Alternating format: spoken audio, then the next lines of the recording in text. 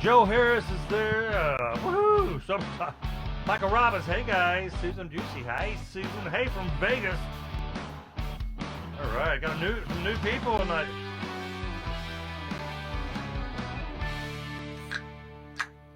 All right. I'm still sharing and all that. That's fine. You do your thing. Hey guys, welcome to Sober Talk. You are here because you want to get sober. You need to get sober, or perhaps you're just sober curious. Whatever the reasons may be, we are glad you're here. So, how do you know if you have a drug or alcohol problem? It's real easy. If it causes problems. If you're like me, you start drinking to deal with problems. If you're like me, the drinking became a bigger problem than the problem you were trying to deal with. I quit drinking many times. I quit 3 months, 6 months, a year, even went 2 years. And I finally figured out realized that being alcohol free is one thing, but being alcohol free and happy, that's another thing. And that's one of our topics tonight. Solutions. I started getting my Chuck Liver Light came on. Embarrassed myself. I lost lifelong friends for being a drunk. I've lost a lot of money for being a drunk.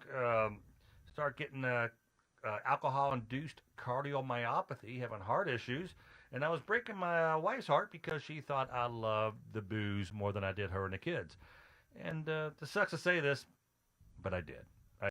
So we're not trying to glorify drug addiction or alcoholism, but we are trying to humanize it. Hey, look, it sucks that we're wired this way. I've quit. I think I could do it. No, there you go.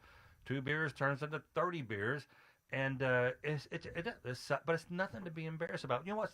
The only thing to be embarrassed about is not doing anything about it. If you had stage 4 cancer, so hey, there's a cure. You need to do this, you need to do that, blah blah blah. Would you do it? And it never ceases to amaze me. People who will not. They'll call in the show. Man, I'm ready. I want to get help, man. Tell us all their problems and things they did and how they got fired from a job and they're on their 4th or 5th husband or whatever may be going on, and they still won't quit. They just want us to be their drinking buddies. I think they want us to. Is my mic good? I think so. Check. They want us to co-sign their BS, and we're not doing it. All right. So if we get a little rough on you when you call in, or if we sometimes we laugh in the show. So we share war stories, and sometimes those war stories are hilarious, and sometimes those war stories end in a loss of career, loss of marriage, and loss of a life. Everything worthwhile in life. Yes. Lots of everything worthwhile. Hey, Susan. Susan Busey's in here from Vegas. Yes. I love seeing Susan in there. Do you know who? You've seen the name before? Yeah. Well, Susan's been following my page for a while, and then we took a trip to Vegas a couple years ago, and she's in Vegas. And, of course, when you post, people are like, hey, come by. Does this story end in a restraining order? No, it does not. It's one of the first, though. But anyway, so when we went to Vegas, Susan commented and said, hey, I think it was 8 years at the time, if I'm not mistaken. She said, I'm celebrating 8 years while you are in town if you want to come by my home group. So we showed up. Oh, that's We just went and hung out for a little bit. She had like a meeting you went to? Yeah, she reminds me of Elena, where she's got her own little crew, right, of girls that she sponsors, and she's got her own sponsor and all that type of stuff. Hello, Susan. Good to see you. Hey, and by the way, if you want to call in to the show or not call, we got a sober cell. We can't take calls. I see people trying to call, but I can't hear on it if you call. But if you want us to be on the show, you want us to call you, text your name to the sober cell. It's 502-396-8374. 502-396-8374. And I'm getting ready to ask you something here, James. So a lot of people, including myself, for you. So we don't care how you get sober, and we love to hear how you did it and how it's working for you, whatever. It could be the 12 steps. It could be rational recovery. It could be, addiction therapy or whatever it may be. Right now, I'm working the steps, and I got to tell you, dude, I've tried them. I went to, over the years, over the course of 30 years, I've gone to meetings, early teens, or not early teens, but I've gone to meetings, and I tried the steps, man, it didn't work for me. And so I went to the wrong meeting or this or that. But you are armed with the facts and the tools and the knowledge of these steps. You explain it to me like no other. And today we were talking about the steps, because we do step work, and I've been putting off step 4 for a long time. And I said, man, my son's never touched alcohol. He's never done drugs, with the exception of over the counter or some antidepressants. But I think he could benefit from the steps. I think it should be the 12 steps of life. It is. It really is. That brings us back around. I say it all the time. The first half of the first step is the only part that deals with removal of alcohol, or you can put anything you want in the place of the word alcohol, heroin, crack, cocaine, whatever. The first half of the first step is the only part that deals with removal of the symptom, right? The other 11 and a half steps deal with this person up here. So you had mentioned it earlier, Tom. People say, I tried the steps and that stuff doesn't work for me. You've heard that one, right? Oh, yeah, yeah. Well, I said it. Yeah. And, my first comment whenever someone says that is, can you recite all 12 steps right now without looking at a piece of paper out of a book? Can you recite all 12 of them right now and explain to me how you used them today? 100 times out of 100, the answer is no. And then I say, okay, well, did you try them or what you said, just sit in a room somewhere and listen to other people talk and then go home miserable, Yeah, yeah. That's you were explaining the resentments and a lot of those 12 steps are almost like an anger management type thing. It's exactly what it is. At least for me, there's other things in there. We talk about harms, fears, things of that nature. Fear is a big thing. And when I say fear, I don't mean fear of getting in a fight, right? Like I was fearful of the unknown, right? I was scared to death to walk through a door of a treatment center. I wasn't scared of the bag of dope that was probably smuggled up someone's rear end from Afghanistan over to the United States. Then you put it in a spoon, cook it, and shove it in your arm. Didn't scare me a bit. But walking into, right? Think about it. That's the real truth behind it. Or cocaine. Where? How did that get here? How many people have handled it between the source and when you actually chop it up on the mirror, whatever that looks like, right? Right. That doesn't bother you a bit. But walking into a group or a room full of successful people scared me to death. Scares other people to death too. Is it because they think it's going to be hard to quit? No, I think what it is it's kind of like a bad relationship, right? You know how you stay in them and stay in. We've all done it, right? You stay in them. Dude, I've been in a bad marriage for 20-something years. Well, Teasing, Melanie, but go ahead. Yeah, easy, kill it. But you understand, like, you've seen people, right? And you're like, Yeah. okay, Yeah. people will stay in a relationship. So stopping drinking or stopping using is very much like breaking up with your best friend, Yes. right? Yes. Because that's my coper. That's Yeah. what I use. And like my culprit was broken, and that was the only thing that got me to the gas station. Oh, a beer in it, and will get me to the next place to air up the tire. Yeah. So alcohol and drugs became my solution. Alcohol and drugs were never my problem. Alcohol has never been my problem. Yeah, and I'm learning that too with the steps. Is that alcohol is just it's just a side effect of restless. A symptom is symptom. what we call it. It's a symptom. Of restless, irritable, and discontent. Yes.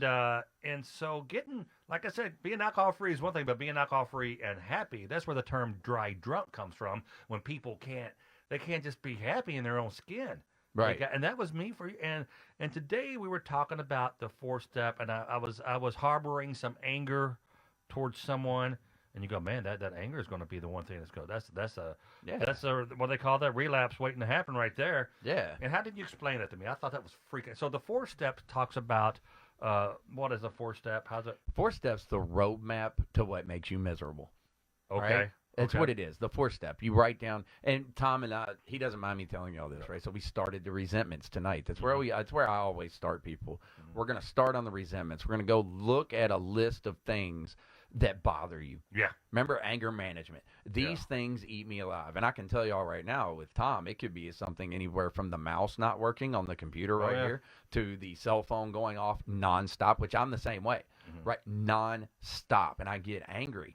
So we're going to look at resentments, look at things that bother us, and we have to go through and work on those. So it's a roadmap of things that bother me and also behaviors. Like, I fear not having money, right? I fear that.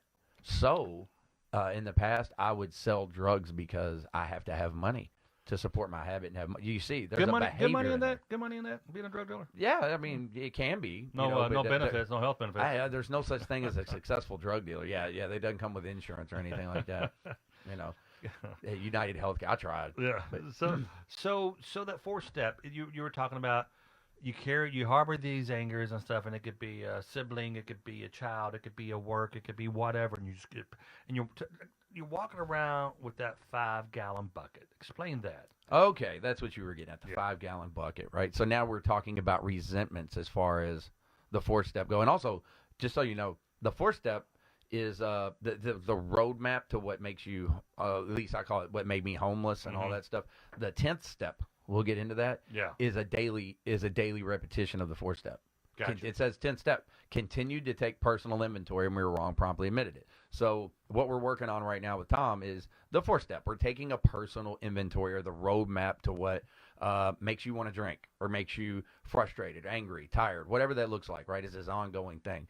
Yeah, And, even those deep-seated resentments as a kid that I had. well, there's deep-seated resentments as a kid, and then there's some that are there's some deep-seated resentments that some people have been molested as a child, Right, things of that right, nature. That right. can eat you. That can tear you up for the rest of your life, right? That's a deep-seated resentment that people need to look at. But the bucket that he's talking about, the way I explained this to Tom today, you remember what I was telling you, and I'll use my own family as an example, right?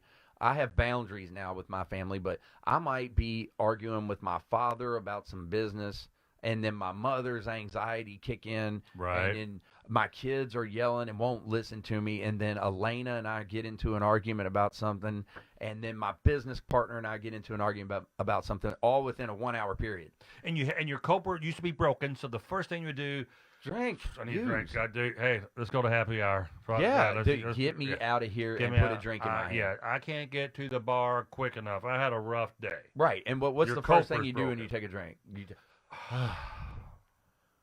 Yeah, And and there your you go. shoulder Just like it was that quiet. Hear that quiet?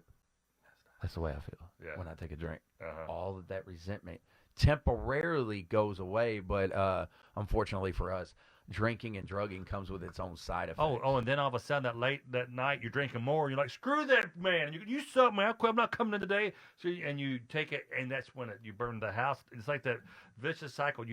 I was talking about this in the what do you call it? The green room. Conference room. Yeah. And it's like you you're like, I'm a fire. You're like, I'm just gonna burn this house down. I'm just gonna burn it down. All of a sudden, and you're a fireman. You try to put the fire out, and you're just crushing the whole bar and everything. And then then you come into the contractor when your wife's, oh, you're drunk again. And you go, oh no, look, you know what, I can fix this. I tell you what, no more bourbon. I'm just gonna drink beer and I'm gonna be okay. And it's a vicious cycle. And you stop drinking for like a week, and all of a sudden you're like, screw this. My coper's broken. My boss sucks. I'm drinking a bottle of bourbon. And then you just end up burning the whole damn thing. You don't have a couple drinks. If you're wired like you and I, there's no such thing as a couple of drinks. And then you break out in handcuffs. Yeah, It's like an allergy. It's an They just allergy. pop You up. break out in handcuffs. Yeah, I've never been arrested. Knock on Yeah, wood. turn orange and break. Oh, I did. I turned orange and break out in handcuffs. Is what they, you know. Turn orange jumpsuit.